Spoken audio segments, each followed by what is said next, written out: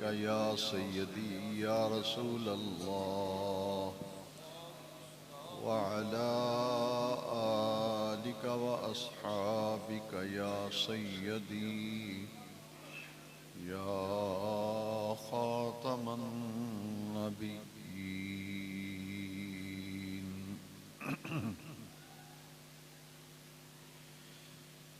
हाज़रीन मोहतरम, माहाना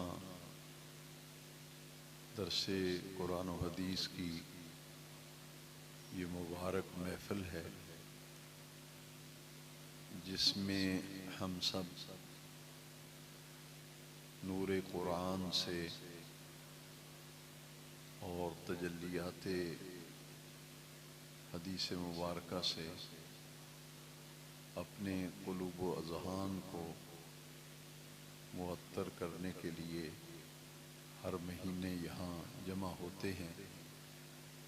अल्लाह रब्बुल इज़्ज़त इस मुबारक दरस कुरान व हदीस की महफ़िल को अपने हुज़ूर में शर्फ़ क़बूलियत अता फ़रमाए और जिन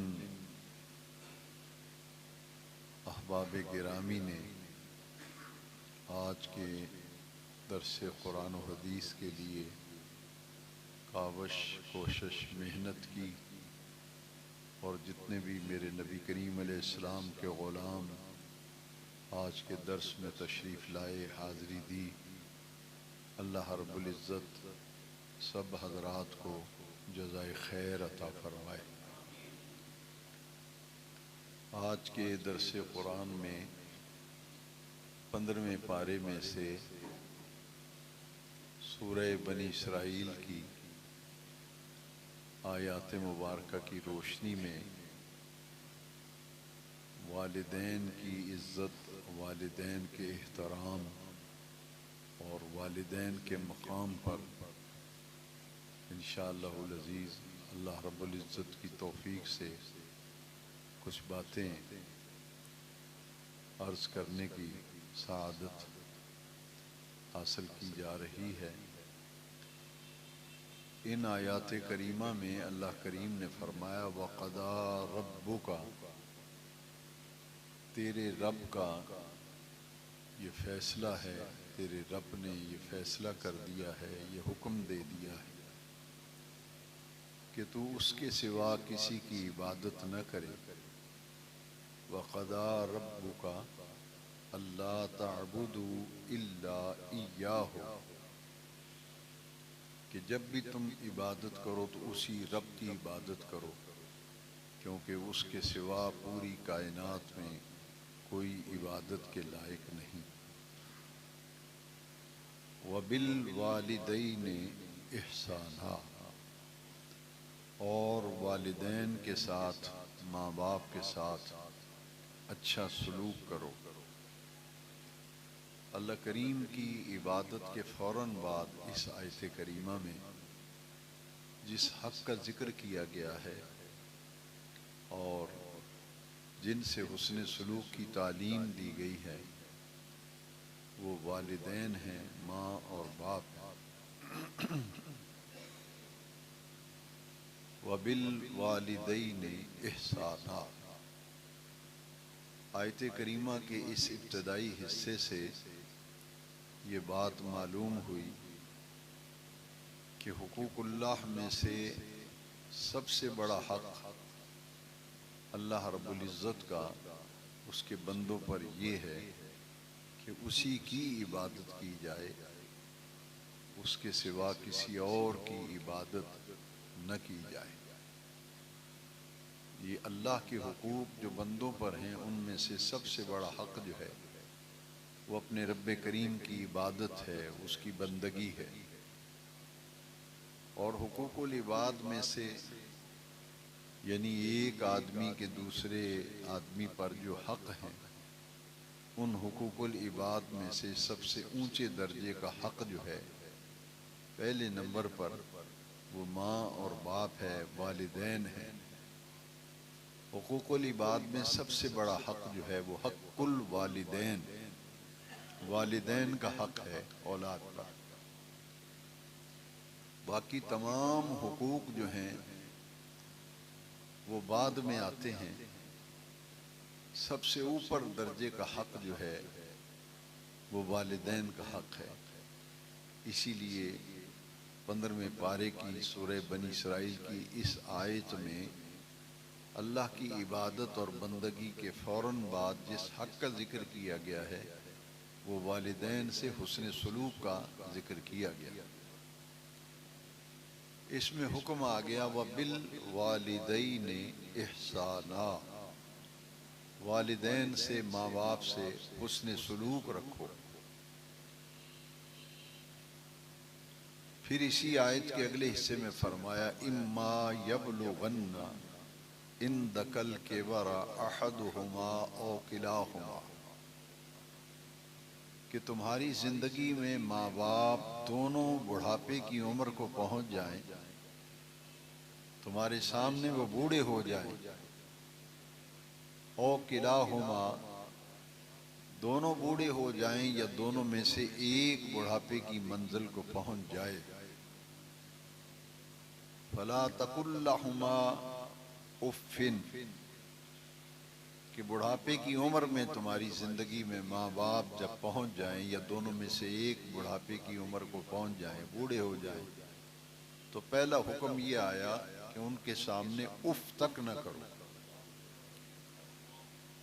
ला तकुल्लहुमा उफ़्फ़िन, उफ का लफ्ज़ बेनियाज रब ने कुरान में यहाँ इस आयत के अंदर बयान फरमाया कि माँ बाप बूढ़े हो जाएं तो उनके सामने उफ तक न करो। ये पहला हुक्म है। इसके बाद फिर दूसरा हुक्म आया कि ला तनहरहुमा,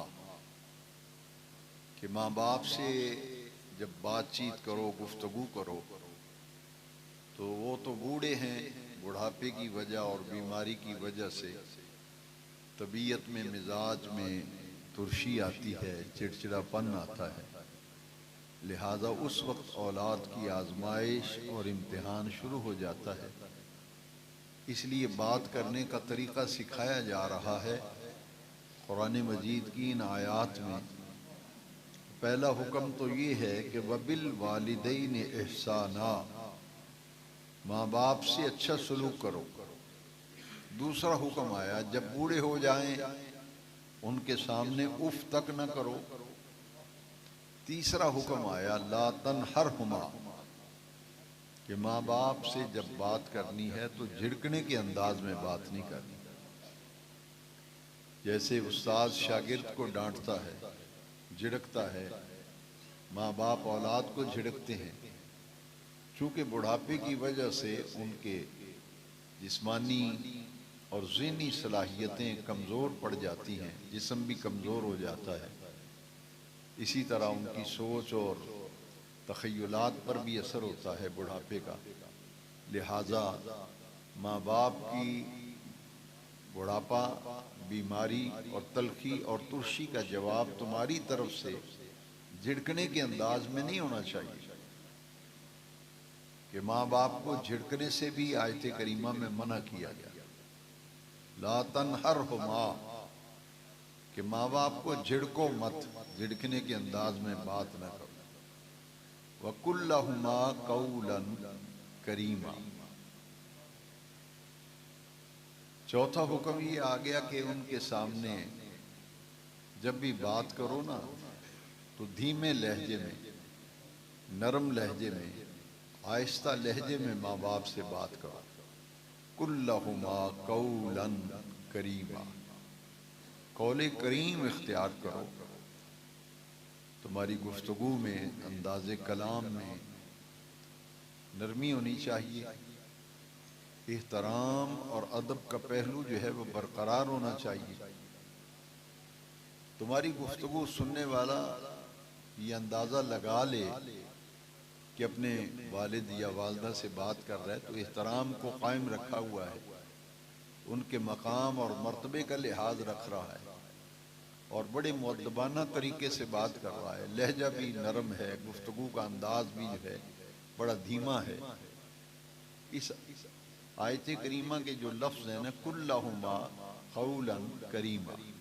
इसमें ये सारा मफ़हूम आ गया कि धीमा लहजा हो, गुफ्तगू नरम अंदाज में हो, तुरशी न हो, तलखी न हो, आवाज़ बुलंद न हो, पस्त आवाज़ में माँ बाप से बात करो।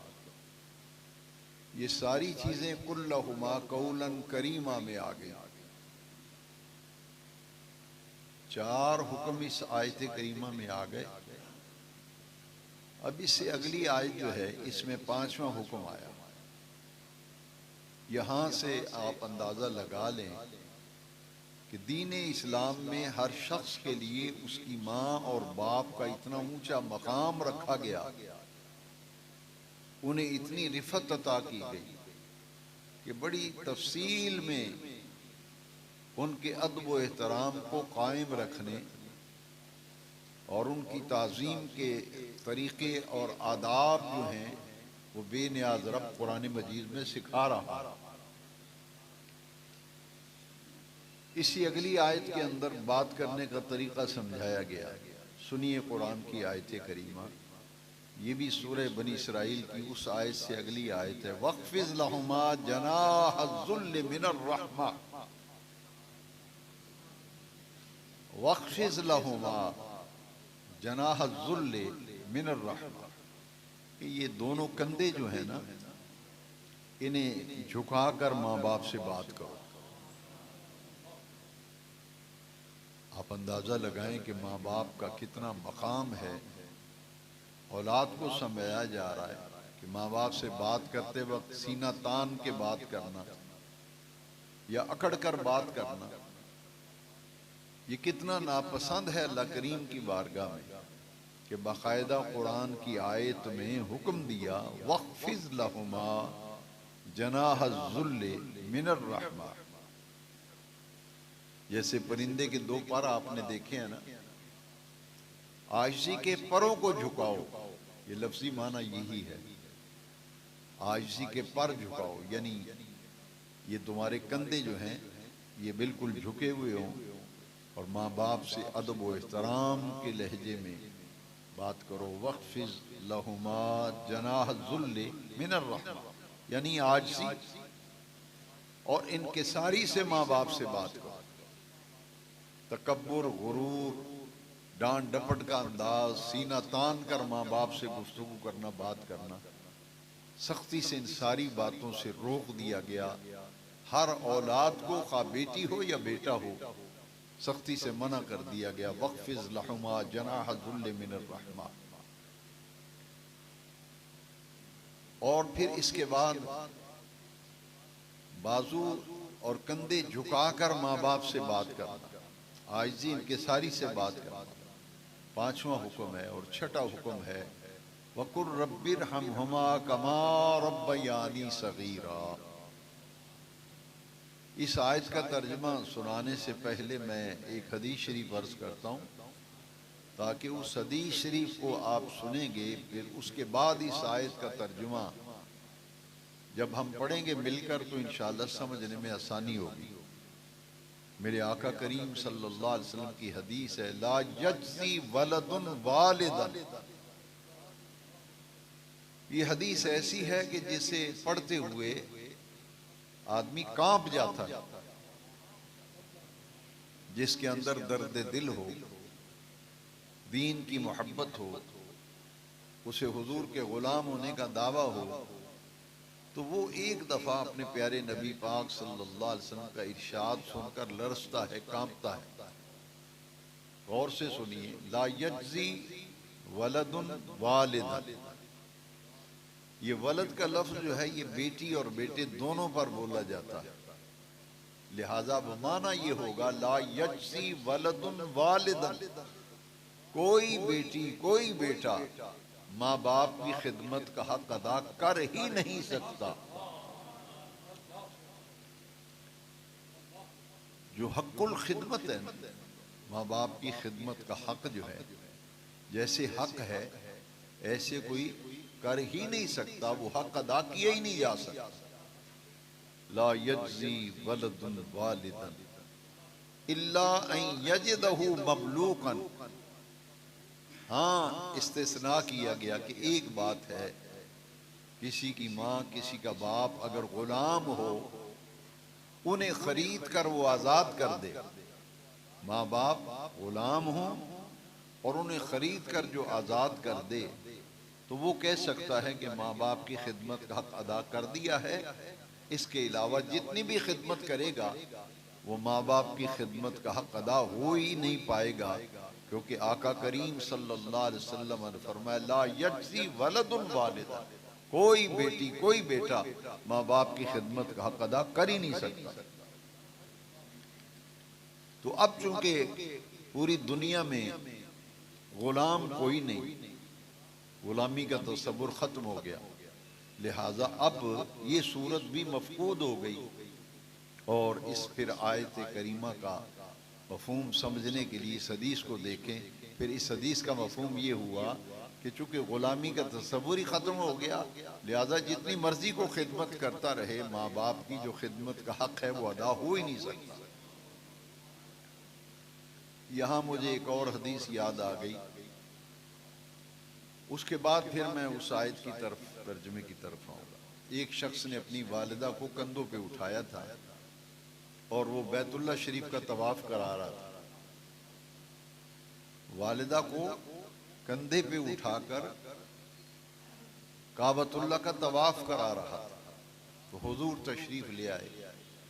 उसने अर्ज की, हुजूर मैंने अपनी बूढ़ी माँ को कंधों पे उठाकर तवाफ कराया है, तो क्या मैंने अपनी माँ की खिदमत का हक अदा कर दिया है? तो हुजूर ने फरमाया, जब तू पैदा हुआ था तुझे जन्म देने में माँ ने जो तकलीफें सही थी ना, वो एक तकलीफ का भी बदला नहीं।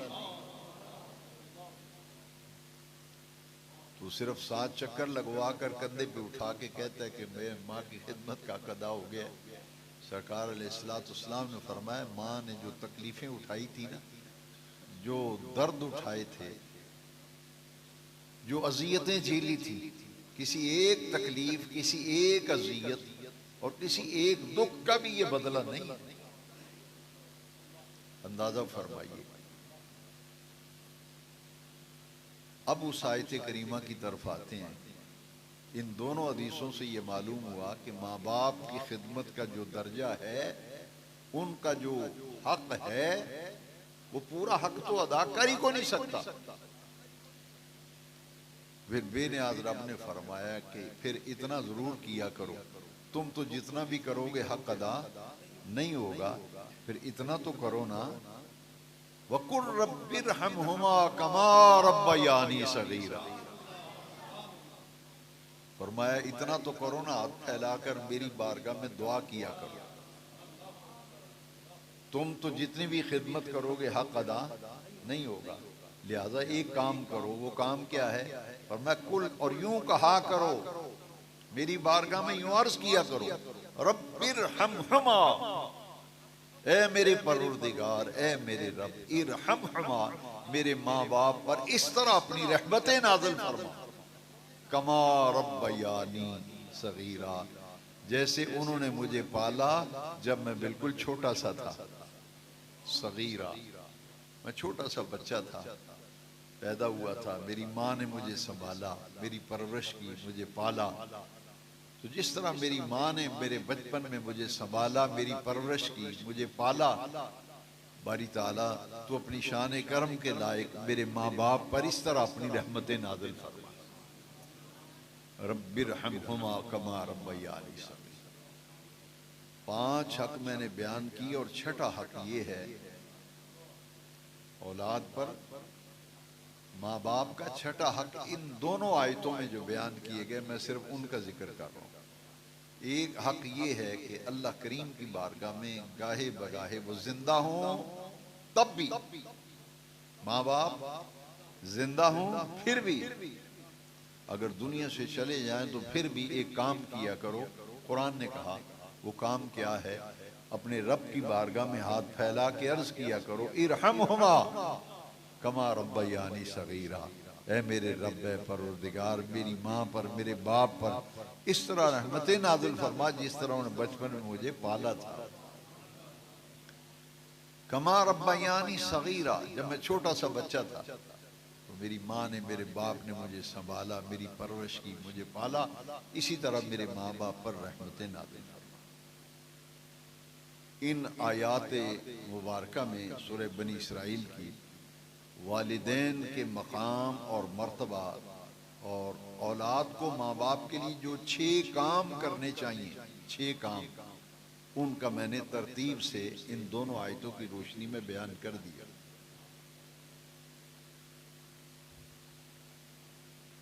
माँ बाप का इतना मकाम कि अल्लाह करीम की इबादत के बाद सबसे बड़ा हक बंदे पर जो है वो माँ बाप का है। अब मैं चंद अहादीस की तरफ आता हूँ और फिर कुरान मजीद की 2 आयात आपकी खिदमत में मजीद पेश करूँगा। ये हदीस शरीफ बड़ी गौर से सुनने वाली है। जितना इस दोनों आयतों को हमने पढ़ा, उनका तर्जुमा और उनकी तफसीर हमने सीखी और समझी, इस हदीस को गौर से सुने। इस हदीस के रावी हजरत अबू हुरैरा हैं रदी अल्लाह ताला अन्हु, और ये मुत्तफ़क़ुन अलैह हदीस है। जो हदीस शरीफ बुखारी में भी हो और मुस्लिम में भी हो उसे कहते हैं मुत्तफ़क़ुन अलैह हदीस।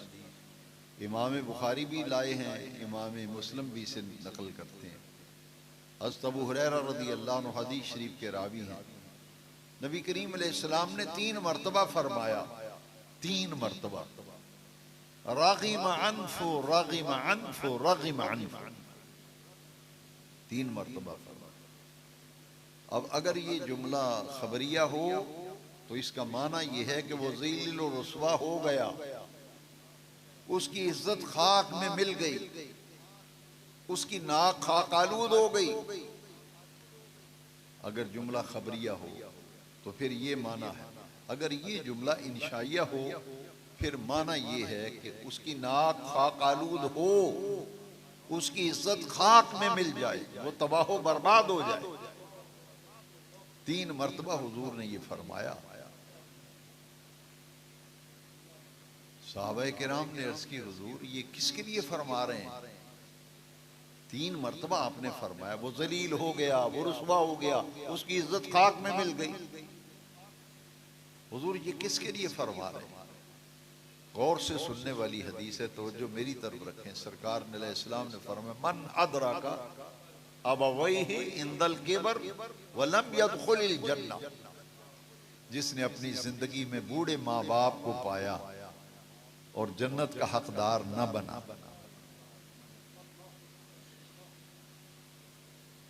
जिंदगी में माँ बाप बूढ़े हो गए तो फिर भी जन्नती नहीं बना, न उनकी खिदमत, न उनका एहतराम, न उनकी ताज़ीम, कोई काम भी नहीं किया। तो इस हदीस से मालूम हुआ कि जो शख्स बुढ़ापे में माँ बाप की इज्जत करता है, एहतराम करता है, तौक़ीर व ताज़ीम के साथ साथ उनकी खिदमत करता है, तो ये जन्नत में जाने का आसान रास्ता है।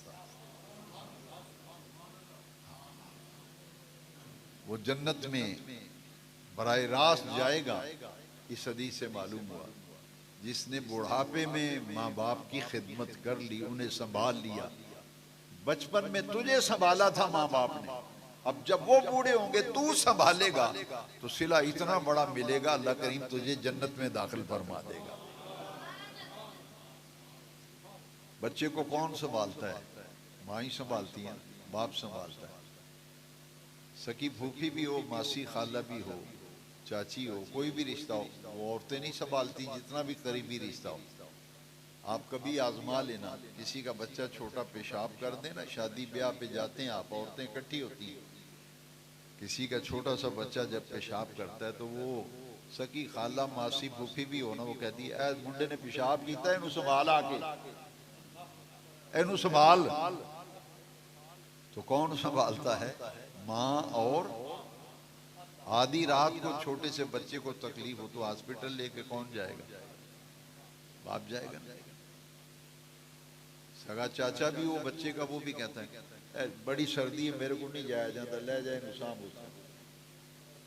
कुरान मजीद में बताया गया कि माँ बाप की खिदमत का कोई हक अदा कर ही नहीं सकता, इसलिए कि तेरे जन्म देने में माँ बाप ने तेरे लिए जो तकलीफें उठाई हैं और तुझे पालने में जो माँ बाप ने दुख सहे हैं, तकलीफें सही हैं, तू क्या खिदमत कर सकता है माँ बाप?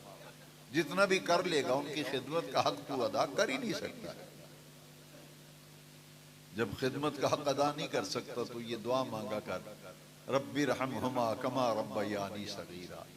या अल्लाह, मैं तो जितनी भी खिदमत करूं हक तो अदा नहीं होगा, तेरी बारगाह में इल्तिजा है, मेरे माँ बाप ने मुझ पर जो एहसान किया, मेरी परवरिश की, मुझे पाला, इसका बदला तू ही अपनी शान करीमी से दे। वो क्या है? हर लहजा हर लम्हा हर आन मेरी माँ पर, मेरे बाप पर अपनी रहमतों का नुज़ूल फरमा। हुजूर ने फरमाया वो जलील और रुसवा हो गया, उसकी इज्जत खाक में मिल गई। पूछा गया कौन? फरमाया जिसने जिंदगी में बूढ़े बाप बाप को पाया और जन्नत में ना गया। तो ये वालिदैन की इज्जत और एहतराम के हवाले से कुरान और हदीस की जो तालीम आज के दर्स में हम समझ रहे हैं, सीख रहे हैं, इसमें से एक हदीस शरीफ, जितना मजमून मैंने बयान कर दिया है, इसका खुलासा मैं एक हदीस की सूरत में पेश करता हूँ, फिर अगली हदीस इंशाअल्लाह मैं अर्ज करता हूँ। मेरे नबी करीम अलैहिस्सलाम ने फरमाया माँ बाप की रजा में अल्लाह की रजा है और माँ बाप की नाराजगी में अल्लाह की नाराजगी है। वो बेटी बेटा जिंदगी में कभी कामयाब हो ही नहीं सकता। ये कुरान और हदीस की तालीम का खुलासा है। वालिदैन को नाराज करके जो काम करोगे ना, उसमें कभी खैर नहीं आ सकता। अगर माँ बाप तुम पे राजी हैं, तुम्हारे जिस काम के लिए माँ बाप ने तुम्हें दुआएं दे दी, मैं गारंटी देता हूं तुम कभी नाकाम नहीं हो सकते। किसी से दुआ मत कराने की जरूरत है। वालिदैन जिंदा हैं, माँ बाप से दुआ कराया करो, क्योंकि औलाद के हक में जिस दर्द दिल से माँ दुआ करती है या जिस दर्द दिल से बाप दुआ करता है, दूसरा कोई उस दर्द दिल से दुआ कर ही नहीं सकता। पीरों की दुआएं लेते फिरते हैं, माँ बाप को नाराज किया हुआ है, क्या फायदा होगा तुम्हें? बुजुर्गों की दुआओं से माँ बाप तो तुम्हारे नाराज हैं और पीरों से दुआएं कराते, फिर तो उनको तो पहले राजी करो ना। इस कदर आला तालीम है दीन की। हम दीन से बहुत दूर चले गए, हमने इन बातों को भुला दिया। इन कौम के नौनिहालों को, बच्चों को कौन बताएगा कि वालिदैन का कितना मकाम है। कुरान मजीद में कई मकामात पर, बल्कि मैंने पिछले भी एक दर्स में अर्ज किया था कि कम अज कम कुरान मजीद की 5 जगहों पर, 5 मकामात पर अल्लाह करीम की इबादत के बाद जिस हक का जिक्र किया गया है वो माँ बाप का हक। कितनी जगह? 5 जगह। 5 मकामात कुरान मजीद में कमो बेश ऐसे हैं कि अल्लाह करीम की इबादत और बंदगी के फौरन बाद जिस हक का जिक्र किया गया है वो माँ बाप का हक। और इसमें फिर अगला पहलू जो है, जो माँ बाप दुनिया से जब रुखसत हो जाते हैं ना, मिशकात शरीफ में यह हदीस शरीफ है, हजरत अबू हुरैरा रज़ी अल्लाह अन्हु इस हदीस के रावी हैं। नबी करीम अलैहिस्सलाम की यह हदीस शरीफ गौर से सुने। मेरे आका करीम ने फरमाया जो शख्स वालिदैन फौत हो जाएं या उनमें से एक फौत हुआ है, बाप फौत हो गया या माँ फौत हो गई या दोनों फौत हो गए, हदीस शरीफ में है जो जुमे के दिन अपने माँ बाप या दोनों में से एक फौत हो जाए, उनकी कब्र पे जाए और जाकर कब्र की ज़ियारत करे और कब्र पर जाकर उनकी बख्शिश की दुआ मांगे, उस शख्स के लिए अल्लाह तबारक व तआला मग़फ़िरत लिख देता है। ये नहीं है कि माँ बाप फौत हो गए तो बस अब काम खत्म हो गया, खत्म नहीं हुआ। फिर हर जुमे फरमाया, जुमे के दिन माँ बाप की कब्र पे जाके ज़ियारत भी कराओ और माँ बाप के लिए वहां जाके मग़फ़िरत की दुआ भी कराओ। और फिर आप नमाज पढ़ते हैं तो नमाज के अंदर हम एक दुआ मांगते हैं जो कुरानी दुआ है। जो हज़रत सैयदना इब्राहीम खलीलुल्लाह अलैहिस्सलाम की दुआ है और कुरानी दुआ है। वो कुरान मजीद की दुआ जो है वो हम हर नमाजी नमाज के अंदर पढ़ता है। इससे अंदाजा लगाएं कि औलाद के लिए माँ बाप कितनी बड़ी नेमत है कि नमाज के अंदर दुआ मांग रहे हैं, रब्बना अग़फ़िर ली व लिवालिदैया, या अल्लाह मेरी भी बख्शिश फरमा, मेरे माँ बाप की भी मग़फ़िरत फरमा, वलिल मोमिनीन यौम यक़ूमुल हिसाब, जिस दिन तो हिसाब कायम करे उस दिन मेरे माँ बाप की और हुजूर की उम्मत के तमाम ईमान वालों की मग़फ़िरत फरमाना। तो दुआए मग़फ़िरत वालिदैन के लिए ये नमाज के अंदर हम दुआ मांग रहे हैं, वालिदैन की मग़फ़िरत की, वालिदैन की बख्शिश की दुआ मांग रहे हैं। और ये दुआ जो है हज़रत इब्राहीम अलैहिस्सलाम की दुआ है और कुरानी दुआ है जो नमाज के अंदर मांगी जाती है। लिहाजा हर बेटी और बेटे के लिए वालिदैन शमीम जन्नत हैं और उनका इतना ऊंचा मकाम है कि हुजूर ने फरमाया कि बाप तुम्हारा जो है ना, ये जन्नत के दरवाज़ों में से दरमियानी दरवाज़ा है। बाप जन्नत के दरवाज़ों में से दरमियानी दरवाज़ा है। और माँ के मुतल्लक़ फरमाया अल जन्नतु तहत अक़दाम उम्महातिकुम, माँ की शान तो आप सुनते ही रहते हैं, बाप की शान कोई नहीं बयान करता। जबकि ये दोनों हदीसें अगर मिला के पढ़ें तो आपको लुत्फ आएगा, फिर पता चलेगा कि बाप का भी मकाम है या नहीं है। हुज़ूर फरमाया तेरा बाप जन्नत के दरवाज़ों में से दरमियानी दरवाज़ा है और माँ के कदमों के नीचे जन्नत है। जन्नत कहाँ है? सातों आसमानों के ऊपर। कुरान में लिखा है जन्नत सातों आसमानों के ऊपर है। तो हुजूर ने वो जन्नत वहां से उठाकर तुम्हारी माँ के कदमों के नीचे रख दिया।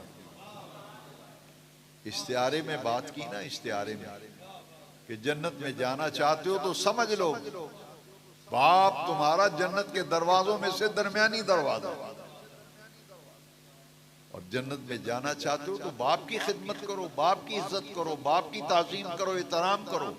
जन्नत में जाना चाहते हो, रब को राजी करना चाहते हो तो वालिदा का एहतराम करो, ताज़ीम करो, खिदमत करो, क्योंकि जन्नत में जाने के अल्लाह करीम ने तुम्हारे लिए आसान रास्ते बना दिए।